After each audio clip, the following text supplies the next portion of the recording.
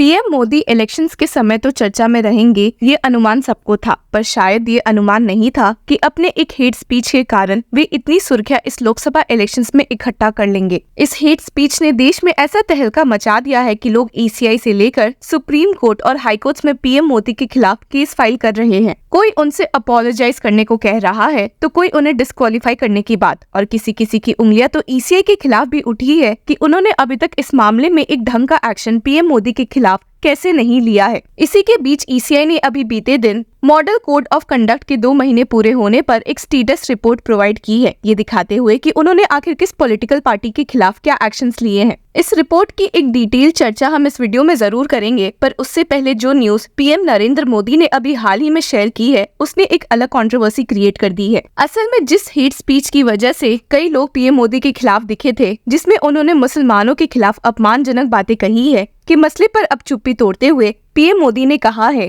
कि उन्होंने अपने स्पीच में मुसलमानों की तो बात की ही नहीं है। जी हाँ, आपने सही सुना। एक इंटरव्यू के दौरान पीएम मोदी से जब ये सवाल पूछा गया तो उन्होंने अपने जवाब में क्या कहा है, चलिए देखते हैं। ये किसने आपको कहा कि जब ज्यादा बच्चों की बात होती है तो सिर्फ मुसलमान का नाम जोड़ देते हैं?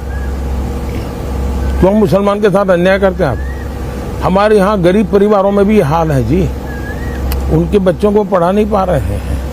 किसी भी समाज के हो, गरीबी जहाँ है वहाँ बच्चे भी ज्यादा हैं। तो आप कह रहे हैं मुसलमान अलग था, ज्यादा बच्चा पैदा करने वाला अलग था? मैंने न हिंदू कहा है न मुसलमान कहा है। मैंने कहा है कि भाई आप उतने बच्चे हो जिसका आप लालन पालन कर सको। सरकार को करना पड़े ऐसी स्थिति मत करो। इस बार मुसलमान आपको वोट देगा? आपको उनके वोट की चाहत है? मैं ये मानता हूँ कि मेरे देश के लोग मुझे वोट देंगे।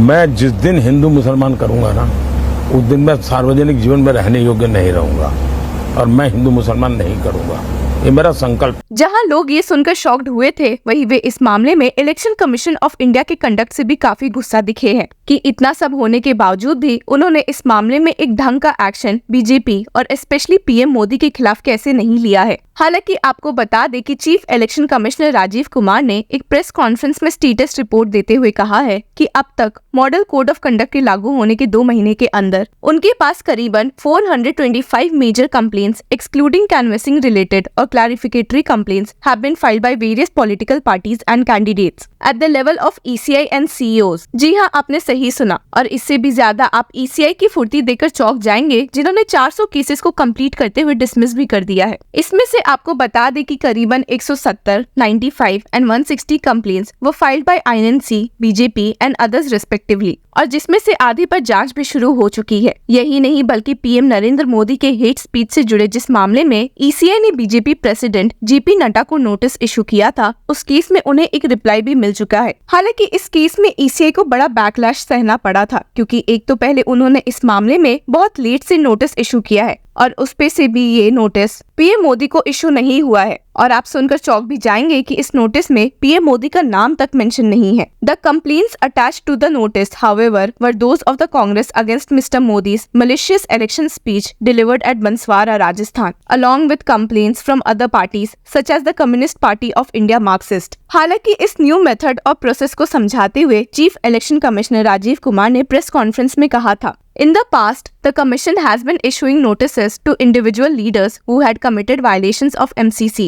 Commission has adopted a new course with its advisory dated March 1, 2024 to party presidents, chairpersons, general secretaries of all recognized political parties, urging them to ask their leaders, candidates, star campaigners not to make speeches, utterances which are in direct or indirect violation of MCC। और वही election commission of India की official website पर मिले data से ये दिखता है कि उन्होंने अब तक 16 नोटिस इशू किए हैं, जिसमें से कांग्रेस के खिलाफ ही 6 है और बीजेपी और आम आदमी पार्टी के खिलाफ 3 और 2। अब चलिए एक नजर डाल ही लेते हैं कि आखिर बीजेपी के खिलाफ ये नोटिसेस या ईसीआई के ऑर्डर्स है क्या। 2 notices and 1 order were issued against BJP, with 1 notice each being sent to State President Delhi BJP Virendra Sachdeva and National President Bharatiya Janata Party JP Nadda on November 21, 2023 and April 25, 2024 respectively। इसमें से जो नवंबर 2023 का notice था वो इसलिए send किया गया था उस कंप्लेंट के बेसिस पर जो आम आदमी पार्टी द्वारा फाइल था,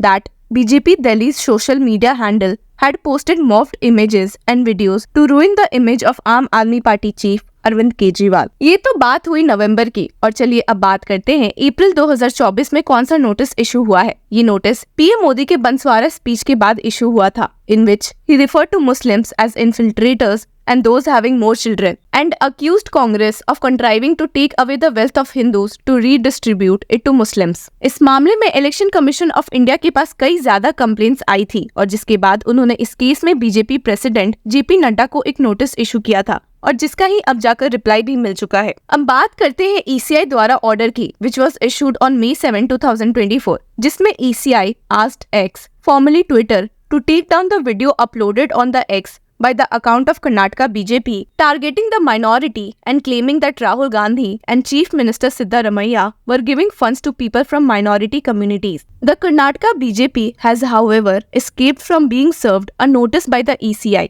अब जैसा कि हमने आपको बोला कि कांग्रेस को ECI द्वारा सबसे ज्यादा नोटिस इशू हुए हैं, तो चलिए एक नजर कांग्रेस को इशूड नोटिस पर भी डाल लेते हैं। The first notice was issued on November 14, 2023 against Priyanka Gandhi, General Secretary of the AICC, for her statement suggesting that state-run BHEL was outsourced by Modi to its industrialist friends. इसके बाद दो notice नवंबर 22, 2023 को राजस्थान और national head of Congress party Govind Singh Dotasra और Mallikarjun खड़गे के खिलाफ issue हुआ था for advertising electoral promises in newspapers and on the social media platform, which the election commission considered violative of the MCC। इसके ठीक अगले दिन ही एक नोटिस कांग्रेस लीडर राहुल गांधी को इशू हुआ था for a speech where he compared Modi to pickpocket and called him panauti।